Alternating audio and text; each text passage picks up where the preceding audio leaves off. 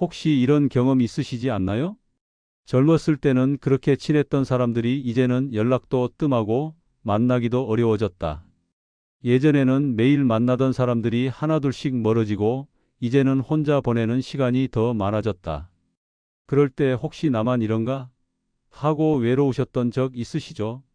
오늘은 250년 전 조선시대 정약용 선생이 비슷한 상황에서 깨달은 아주 위로가 되는 이야기를 들려드리려고 합니다. 정약용 선생은 18년 동안을 유배 생활을 하셨습니다. 모든 친구들과 떨어져 혼자 지내야 했던 거죠.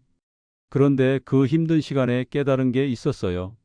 바로 나이 들어 벗이 점점 줄고 오히려 책이 참된 벗이 된다는 말씀이었습니다. 젊었을 때를 생각해 보세요. 그때는 친구들이 참 많았잖아요. 학교 친구, 직장 동료, 동네 사람들. 만나면 술도 한잔하고 이야기도 나누고 그랬죠. 그런데 나이가 들수록 어떻게 되나요? 어떤 친구는 멀리 이사를 가고 어떤 친구는 먼저 세상을 떠나기도 하고 또 어떤 친구는 생각이 달라져서 자연스럽게 멀어지기도 합니다. 이건 슬픈 일이 아니에요. 자연스러운 일이거든요. 제가 쉬운 예를 들어서 설명해 드릴게요. 젊을 때의 친구 관계는 마치 큰 잔치 때 차린 상차림과 같습니다.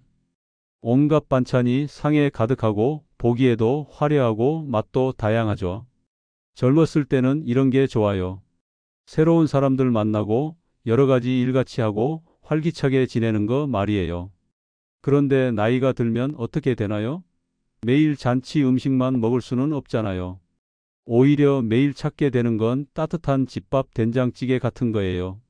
화려하지는 않지만 먹을 때마다 든든하고 몸에도 좋고 마음도 편안해지는 그런 음식 말입니다.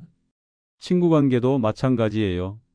나이가 들수록 많은 사람보다는 진짜 마음 편하게 지낼 수 있는 몇 명이 더 소중해지는 거죠. 또 다른 예를 들어보겠습니다.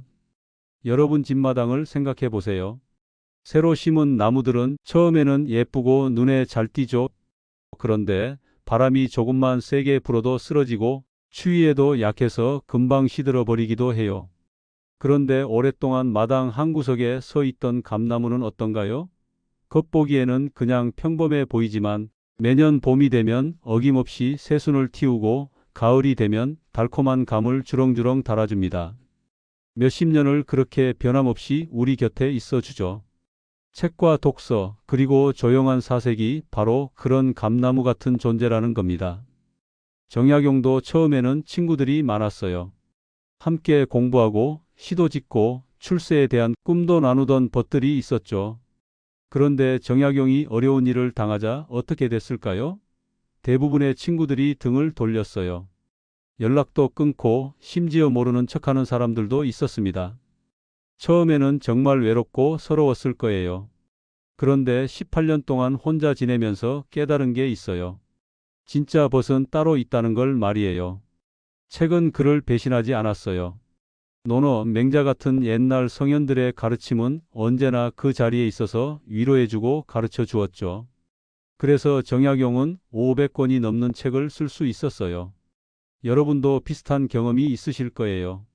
젊었을 때 그렇게 가깝다고 생각했던 사람들이 이제는 연락도 뜸하고 만나도 예전 같지 않을 때가 있죠? 그럴 때 서운하고 외로우실 수도 있어요. 하지만 정약용 선생의 말씀을 기억해 주세요. 이건 나쁜 일이 아니라 자연스러운 일이에요. 오히려 이제 진짜 소중한 것이 무엇인지 알게 되는 시기라는 뜻이거든요. 그럼 우리에게 진짜 벗은 무엇일까요? 어떤 분에게는 오랫동안 읽어온 책이 될 수 있어요. 신문도 좋고 문학책도 좋고 종교서적도 좋습니다. 매일 조금씩 읽으면서 마음의 양식을 얻는 거죠. 어떤 분에게는 등산이나 산책이 될 수 있어요.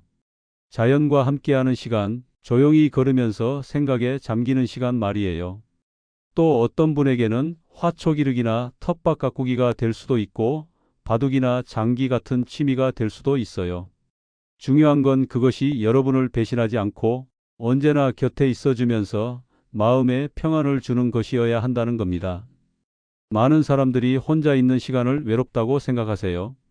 물론 가족이나 친구들과 함께하는 시간도 소중하죠. 하지만 혼자 있는 시간도 정말 소중한 시간이에요. 정약용은 18년 동안 거의 혼자 지냈지만 그 시간이 인생에서 가장 의미 있는 시간이 되었어요. 자기 자신과 진짜 마주할 수 있었고 진정으로 가치 있는 것이 무엇인지 깨달을 수 있었거든요. 여러분들도 마찬가지예요. 조용히 혼자 앉아서 차 한 잔 마시며 창밖을 바라보는 시간, 책을 읽는 시간, 옛날을 회상하는 시간. 이런 시간들이 모두 소중한 거예요. 요즘 사람들은 어떤가요? 스마트폰만 보고 인터넷에서만 사람들을 만나려고 하죠. SNS 친구가 몇백 명, 몇천 명이라고 자랑하기도 해요. 하지만 여러분들은 이미 알고 계시잖아요. 진짜 중요한 건 숫자가 아니라는 걸 말이에요. 100명의 가벼운 친구보다는 한 명의 진짜 벗이 더 소중하다는 걸 인생을 통해 배우셨잖아요. 이런 지혜를 자녀들에게도 전해주시면 좋겠어요. 얘야, 친구가 많다고 자랑하지 마라. 진짜 벗 하나가 더 소중하다. 어려울 때 곁에 있어주는 게 진짜 벗이야. 책 읽는 습관을 기르거라. 책은 평생 너를 배신하지 않을 테니까. 이런 말씀들이 여러분들이 인생을 통해 얻은 소중한 지혜잖아요. 250년 전 정약용 선생이 유배지에서 깨달은 이 지혜가 지금도 통하는 이유가 뭘까요? 사람의 마음은 예나 지금이나 똑같기 때문이에요. 젊었을 때는 화려하고 많은 것을 원하지만 나이가 들수록 진짜 소중한 것이 무엇인지 알게 되는 거죠. 여러분들이 지금 느끼시는 그 마음, 예전보다 만나는 사람도 줄어들고 조용한 시간이 늘어났지만 오히려 마음은 더 편안해졌다는 그 마음이 바로 정약용이 말한 그 마음이에요. 마지막으로 말씀드리고 싶은 건 이거예요. 여러분들이 지금 살고 계시는 이 시간들이 인생에서 가장 지혜로운 시간이라는 거예요. 젊었을 때는 몰랐던 것들을 이제는 아시잖아요. 무엇이 진짜 소중한지, 무엇이 진짜 의미 있는지 말이에요. 친구가 줄어들었다고 외로워하지 마세요. 대신 진짜 벗을 만났다고 생각하세요. 그 벗이 책일 수도 있고, 취미일 수도 있고, 조용한 사색일 수도 있어요. 정약용처럼 여러분들도 이제 진짜 소중한 것들과 함께 하는 시간을 즐기세요. 그것이 바로 인생의 가장 아름다운 결실이니까요. 구독과 좋아요는 항상 큰 힘이 됩니다.